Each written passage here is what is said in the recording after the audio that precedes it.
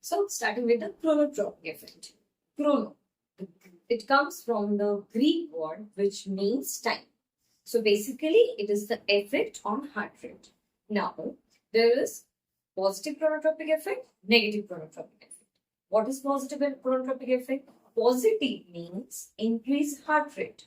Negative means decrease heart rate. That means whenever due to some influences, due to some mechanism, there is increase in the heart rate, that is a positive chronotropic effect, and whenever there is decreased heart rate, that will be chronotropic effect. Mechanism behind chronotropic effect. I already told there will be increased heart rate. So why?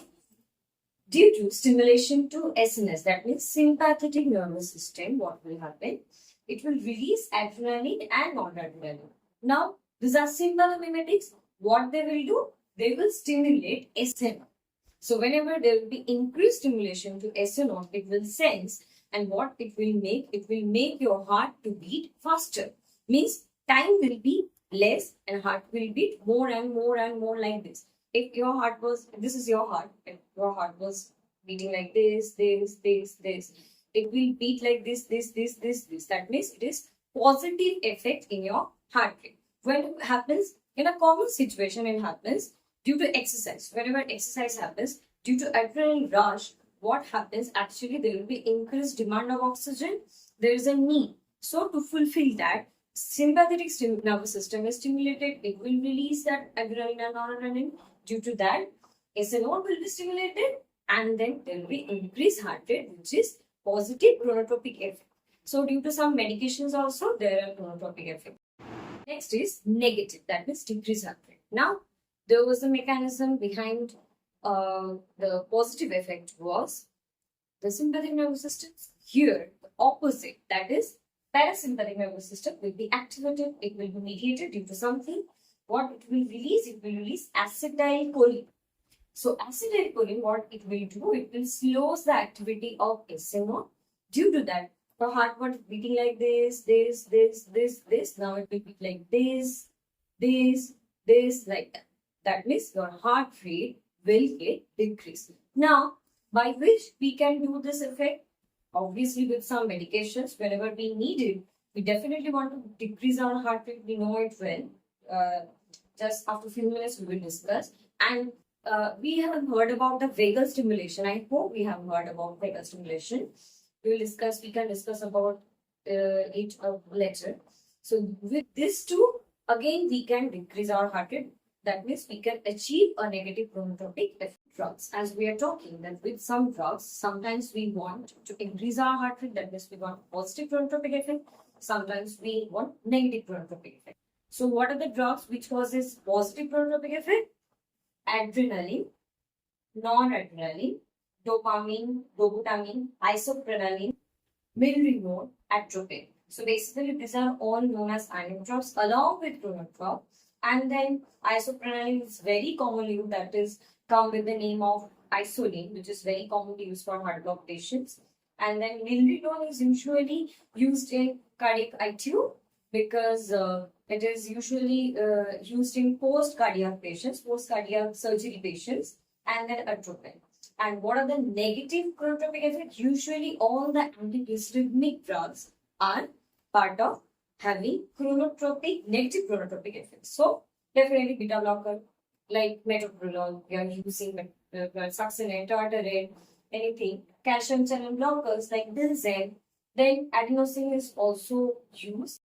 Next is potassium channel blockers that are also amiodarone, which is usually used as antidysrhythmic.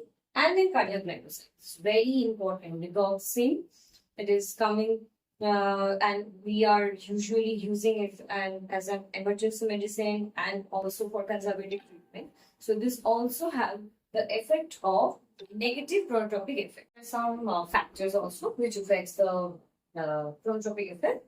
What are those? Sympathetic nervous system, already I told. Some of the hormones, thyroid hormone. Increased temperature can increase the heart rate. Exercise definitely will increase heart rate. Caffeine and nicotine increases the heart rate. And electrolyte imbalance causes both. Sometimes it may decrease the heart rate, sometimes it can increase the heart rate. Basically, the most important electrolytes are sodium, potassium, magnesium, and calcium we are taking, which is which are taking part in this increase or decreasing heart rate. Then negative for negative effects, there are parasympathetic nervous system. Hypothermia can decrease the heart rate. With age, usually heart rate decreases, and electrolyte imbalance, definitely as I told, for both decreasing and increasing. This is inotropic effect. So in the crash cart, we keep inotrop. In the ICCU, we tell often give inotrops, use inotrop, taper of inotrop, like that. So what is this inotrop?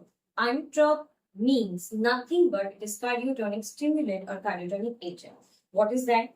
The word inotrop comes from two words. Ino. Ino means force and tropic means change. So basically, in the cardiac muscle, when due to some reason there is increase or decrease force of contraction, that is the inotropic effect. So basically, it is either increasing or decreasing the force of contraction. So this is the inotropic effect, which is also known as cardiotonic effect. So the common drugs we usually use are adrenaline, non-adrenaline, dopamine, and dopamine. So why we use this inotrop? Basically, we are telling that if we are increasing the force of contraction, how it is contracting. If it is force is increased, that means it will indirectly or directly it will help to increase the cardiac output. Due to cardiac output, if it is increasing, BP will increase. So in case of shock or in case of decreased BP, hypotension, we usually use this inotrop to revert back the patient, because if BP cardiac output is increased, that means the patient will get sufficient oxygen supply. That means tissue perfusion will be maintained properly. This is the inotropic effect. Mechanism behind positive inotropic effect. You can see main mechanism is actually related with the calcium influx, right? So what it is heart is doing? Heart is actually increasing the concentration of the calcium in the heart. So due to that, it will have an effect on the action potential, and for that, it will increase the calcium. From this, we can see during action potential, it will facilitate calcium influx, which will increase force. Also, we can say due to some release of calcium from the endoplasmic reticulum, also it is having a good effects on the heart, which is increasing the calcium and concentration, and this is indirectly or directly increasing the force of contraction. So what are the examples? We already discussed that are adrenaline, non-adrenaline, dopamine, dopamine, cardiac glycosydes. For the patients who are having in an inotropic infusion, particularly there are some concentration. We can discuss it later, what are the concentration of inotrops. But now what I can say, inotrops are very, very sensitive drugs. Your heart is very sensitive, so it is going in a very less amount. So what we have to do, there is some nurse's responsibility while we are administering the inotrops. That those about from those responsibilities, the most important thing, we have to monitor the blood pressure, because we are observing that because it is the main effect to increase the BP. So according to BP, if it is maintaining the desired BP, that time what we have to do, we can't stop sudden the inotropic infusion. What we have to do, we have to taper off the inotrop.